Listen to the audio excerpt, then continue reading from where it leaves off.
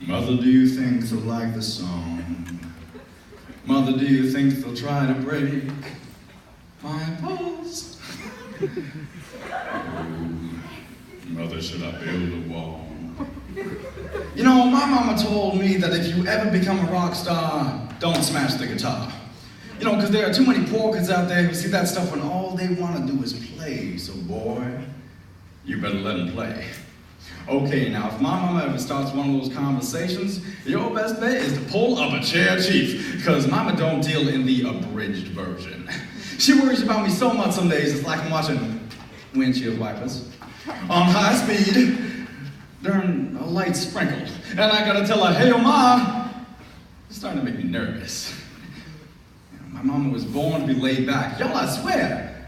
But some of us were born in households where carefree is just a stick of gum. And the only option for getting out was to walk faster, but man, could a woman run. And high heels, backwards, bursting my bubble, double checking my homework, rolling enough points to make sure I have lunch money, and at the same time getting ready for a school meeting on her only day off so she could tell Miss Goss, the music teacher, hey, big lady, you ever lay one finger on my boy again, I'm gonna bounce a hammer off your skull.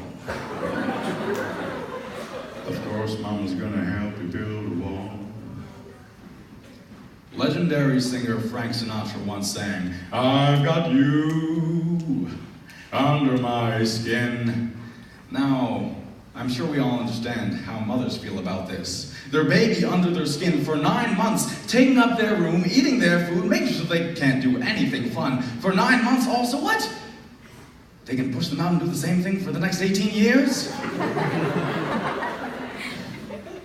In all seriousness, the bond between a mother and son is something sacred and unbreakable. And the sacrifices that a mother can make for her baby boy, they can be extreme.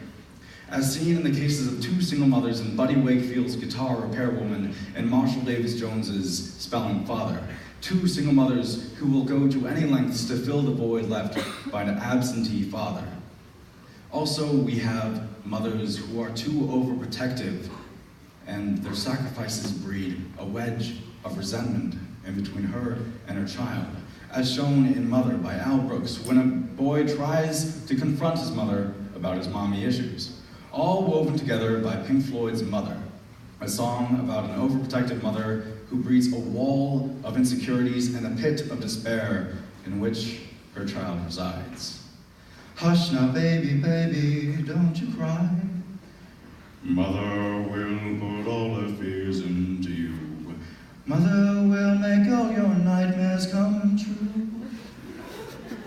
Of course, Mama's gonna help you build a wall. You know, I remember her doing these things swiftly and with a smile in a discounted thrift store business suit that, well, she bought it off layaway. But she wore it bright and distinguished enough to cover up 30 years of highway scars trucking through her spine. Some accents you don't need to see rubbing that could keep moving. Because she made it, and she's alive and famous. We can stretch Van Gogh paintings from Kilgore, Texas to Binghamton, New York, and you still will not find those brilliant brushstrokes it takes to be a single mother, sacrificing the best part of her dreams to raise a baby boy when most days she probably wanted to strangle. We disagree. A lot. For example, she thinks it's okay to carry on a conversation full at 7 in the morning, whereas I think that... ladies and gentlemen, I'm sorry, but I do not think at 7 in the morning. But there is one thing we agree on, and it's love. Because in the end, love makes no mistakes. So when night time comes, she's winding down, getting ready for bed. And then I'm still writing books, so now I'm getting comfortable in the skin she gave me. I see rock stars on stage smashing their guitars. And I want to pull them a chair, get them a nice snack, and introduce them to the daylight. This is my mother, Teresa B. Olson, the runner of the tight ship, the taker of the temperature, the lever of the light on, the lover of the underdog, the mover of the mountain, the winner of the good life, the keeper of the hope chest. Guitar repair woman. And I'm a son, Buddy Wakefield, and I play a tricked out electric pen thanks to the makers of the music and the metaphor. But I do my best to keep my words in check and use a pad of the microphone so I don't hurt y'all, because sometimes I smash things. But I don't ever want to let it down. Ooh, of course, Mom's gonna help you build a wall. Boy, Mother, you must have stuffed the creative part of you way down there somewhere. Oh, you're not analyzing me at midnight. No, I swear. We're going somewhere. You know, I was going through the boxes of stuff in what used to be my teenage room, and I found those old children's books. Amelia Earhart, The Flight Around the World. You remember that? Yes, you were quite fond of those. Yeah, something more interesting came up. You wrote them. I mean, you took a fictional character and you turned it into an even more elaborate fiction. Where'd you learn how to do that? Oh, you children seem to think that your mothers just popped into existence the moment you were born. I was around a long time before you. Yeah, but that's the part that I'm trying to figure out. Every time I ask a question, you don't want to answer it. Well, it's in the past. Stop saying that, Ma. That past is plopped all over our present and eventually our future. So, where'd you learn how to do all that? In college. That's where I met your father. I mean, I know that, but no one ever knows what their parents majored in. So, you ever get anything published? Oh no, your father talked me out of that. Well, why the hell would he do that? He thought it would be better if I stayed at home and looked after you and Jeremy.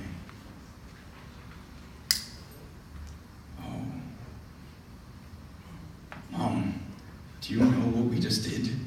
Do you understand? We know why you hate me. We know why she hates me. We know why she hates me. Wait, stop, I don't hate you. Yeah, but, I mean, you must resent the heck out of me. I represent everything that you had to give up in order to raise me. You had to give up writing to raise Jeremy and me. And look at me. I'm a writer. Even says so on my shirts. Yeah, you should really get some new shirts. Yeah, I know. But, you know, this is great. Because for the first time, I don't just see you as my mother. You're a failure. And it's wonderful. I'm a failure, and that's wonderful. Says 3 divorces. All right, honey, if that's what you need. No, in a good way. Because I see you as a real human being. I just never expected this moment would happen for me. I didn't really know what coming here would do for me, but now I know. At least now I've got closure. You know what, next time we meet, how about we don't meet as mother and son, we work as writers. One blocked and insecure, the other frightened and angry. And which one would that make me, darling? I forgot. But, you know what? I'm glad this happened. I'm gonna go home now, and maybe I'll even buy myself some new clothes. Oh, and for every piece of new clothing I buy, I want you to go out in the world and buy an ounce of expensive cheese. Does craft count?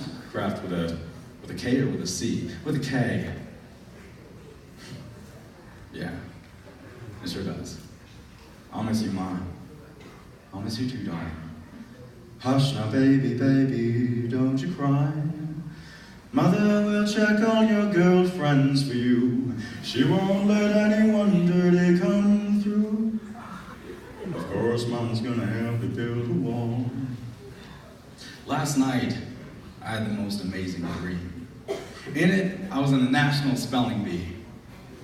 Okay, I was genius. Complex words like serendipity, duodenum, floxnosnihilipilification. You know that one. Final round, one word between me and victory. The spellmaster clears his throat. Young man, your word is father. A chatter starts to spread amongst the crowd, seemingly displeased at the simplicity of this final word, but I look for those eyes. Those eyes that say, don't worry, everything's just gonna be fine. Just do it. So I stand up straight, lick my lips and begin. Father, M-O-T-H-E-R, a father. The spellmaster looks at me, down on his flashcards, back up at me. I'm sorry, son, but you're incorrect. I'm confused. Excuse me? Oh, I get it. You mean incorrect as in within the parameters of being right. No? Okay, well let me explain something to you. Because obviously you didn't grow up where I grew, where minstrel men stroll around on bicycles while real fathers balance their menstrual cycle, 2 kids, 2 jobs, and a life on a unicycle, and it looks something like this. Breastfeeding with one arm, phone on the shoulder, cooking with the other arm, cleaning with one leg, tying sneakers with their teeth. Young fathers who make mistakes because, let's face it, we're not all perfect. But the one mistake they will never make is abandoning their seed. You see, fathers are like master gardeners. They tend to ever leaf, removing the weeds, placing us in the windows of opportunity. That way we lean toward the sun and never forget that the sky is the limit, planting kisses on our cheeks and hugs on our backs. Growing their love on us the best way they know how. Like my father. And my father walks a daily nightmare that I may live out my dreams. He owns nothing that I may have everything. My father watered me with blood, sweat, and tears that I may be ripe for the harvest. And you know what? Someday I just hope that I can be as great a father as she was to me. You see, you did not ask me to spell deadbeat, sir. But in my house, I'll give it to you. F-A-T-H-E-R D-A-D D-A-D-D-Y P-O-P P-O-P-S if you want the slang. You asked me to spell father. And father is, always has been, and always will be spelled M-O-T-H-E-R.